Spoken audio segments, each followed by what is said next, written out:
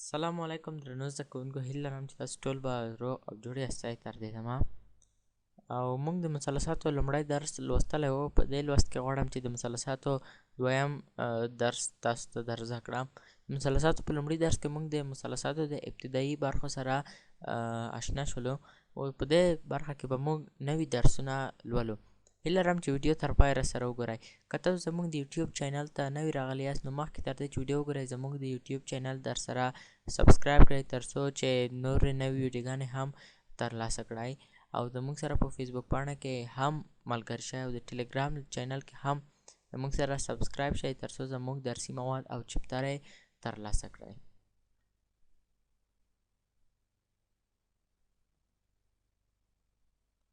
هیله لرم چې ویډیو تر پایه راسره وګورئ او نوي شیان ترې زده کړئ. زموږ د یوټیوب چینل نام دی ساینسي علومو زده کړه پښتو. فیسبوک پاڼې نام مو هم ساینسي علومو زده کړه پښتو نام دی، او د لوست استاد احمدضیا هدي دی. هیله لرم چې ویډیو لایک او نور ملګرو سره هم شیر کړئ، او زموږ فیسبوک پاڼه در سره لایک کړئ. راځو مثلثاتو دویم درس ته. د مثلثاتو دویم درس په دې برخه کې شامل موضوعات ګورو. شامل موضوعات چې په دې برخه کې دي هغه دا دي: لومړی موضوع ده د سلو برخو سیستم یا ګراډ سیستم. دویم موضوع د ګراډ سیستم د حل طریقه. دریم موضوع مثالونه د حل سره. څلورم موضوع دایروي سیستم یا رادیان. پنځم موضوع هم مرکزي زاویه.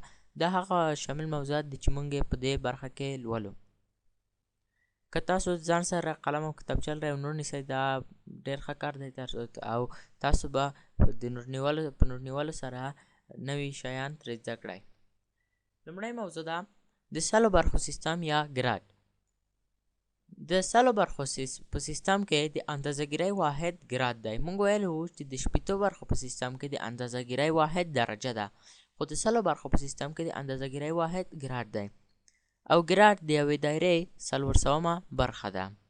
یعنی که موږ یوه دایره، یعنی مطلب مو دا دی که موږ د یوې دایرې محیط په مساویانه توګه په 400 برخو وویشو، د هغې یوې برخې ته ګراډ ویل کېږي.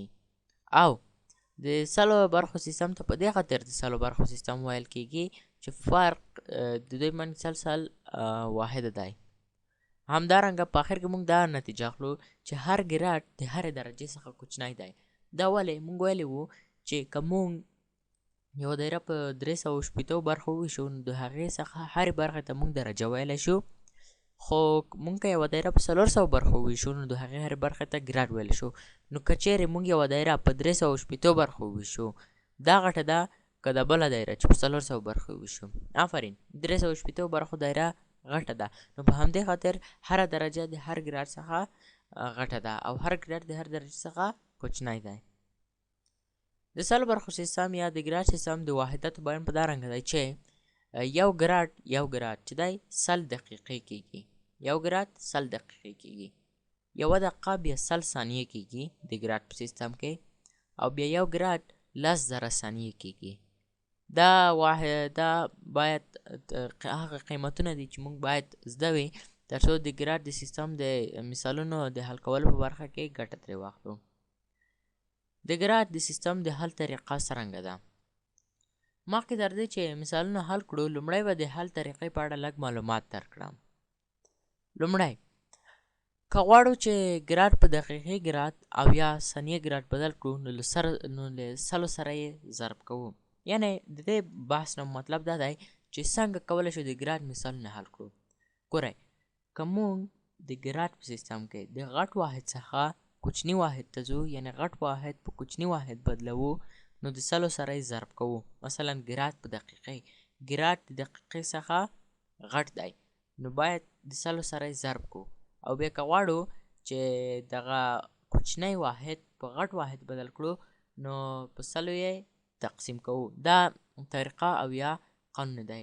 یعنی دویم، که غواړو چې دقیقه ګراډ په ګراډ بدل کړو، نو په 100 یې تقسیم کوو. ولې؟ ځکه چې دقیقه ګراډ د ګراډ څخه کوچنی ده، او موږ د کوچني واحد څخه یعنی دقیقې ګراډ څخه ګراډ ته ځو، نو په همدې خاطر یې په 100 تقسیم کوو.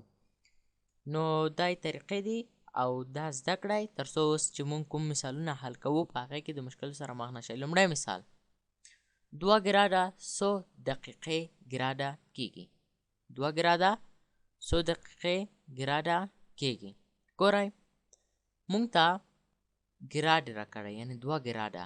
اوس ګورئ ګراډ غټ واحد دی که دقیقه ګراډ.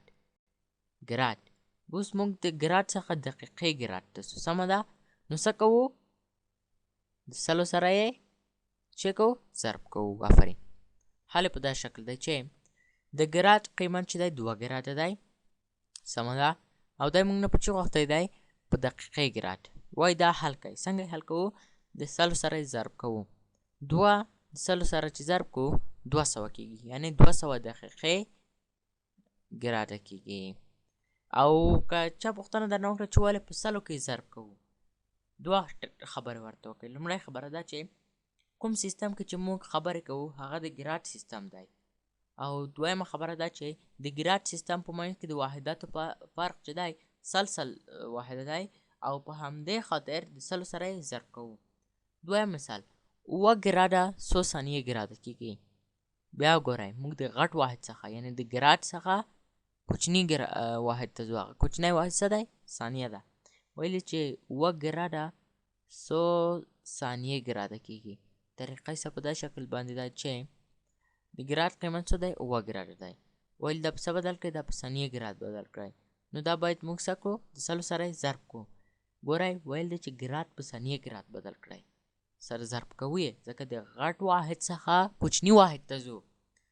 و چې کله د سلو سره ضرب کو څو کېږي؟ 900 یعنی 900 ثانیې ګراډه.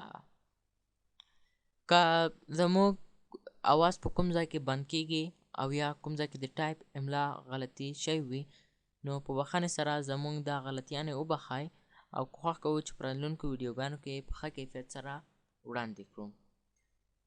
دریم مثال بیا هم راکړی چې 400 ثانیې ګراډه 100 دقیقې ګراډه کېږي. یعنی 400 ثانیې ګراډه 100 دقیقې ګراډه کېږي. ګورئ د ثانیې ګراډ څخه دقیقې ګراډ ته ځو. اوس فکر وکړئ چې د ثانیه غټه ده که دقیقه؟ معلومه خبره ده دقیقه غټه ده. د کوم واحد څخه کوم واحد ته ځو؟ د کوچني واحد څخه غټ واحد ته ځو. د څه څخه باید ګټه واخلو؟ آفرین. د تقسیم څخه یا ویش څخه. په څو باید ویش کو؟ په سلو. ولې په سلو ویش کوو؟ د واحداتو فرق سل دی او د کوچني واحد څخه غټ واحد ته ځو د تقسیم څخه ګټه اخلو. حل په داسې شکل باندې چې د ویل د 400 ثانیې ګراډه 100 دقیقې ګراډه کېږي. په نتیجه کې ویلی شو چې 400 دقیقې ګراډ چې کله غواړو په سلو بخښنې سره 400 ثانیې ګراډه کله چې غواړو په دقیقې ګراډ سره بدل کړو نو دا موږ په سلو تقسیم کوو یا ویش کوو چې 400 ثانیې ګراډه په 100 ګراډه تقسیم کوو چې په دا کې 2 صفرونه د 2 صفرونو سره له منځه دي پاتې شو 4 پر 1. 4 چې کله پر 1 تقسیم کو ویش کو 4 کېږي. یعنی 4 دقیقې ګراډه کېږي. یعنی 400 ثانیې ګراډه چې کله په دقیقې ګراډ بدل کړو دا 4 دقیقې ګراډه کېږي. څلورم مثال راکړی 800 دقیقې ګراډه 100 ګراډه کېږي. حل یې په دا شکل باندې دی چې ویل دی چې 800 دقیقې ګراډه یعنی دقیقې ګراډه 100 ګراډه کېږي. یعنی دقیقه بخښنه دقیقه په ګراډ بدله کړئ نو بیا هم د ویش څخه ګټه اخلو. د دقیقو قیمت دی 800 ګراډه او ویل دا په ګراډ بدله کړئ چې ګراډ نامعلوم دی. په نتیجه کې ویلی شو چې د دقیقو قیمت کېږي 800 دقیقې ګراډه چې کله غواړو موږ په ګراډ بدل کړو په 100 ویش کوو چې 800 دقیقې ګراډه په 100 ویش کوو نو دلته 2 صفرونه د 2 صفرو سره له منځه ځي پاتې شول 8 پر 1. 8 چې کله په 1 ویش شي څو کېږي؟ 8 کېږي.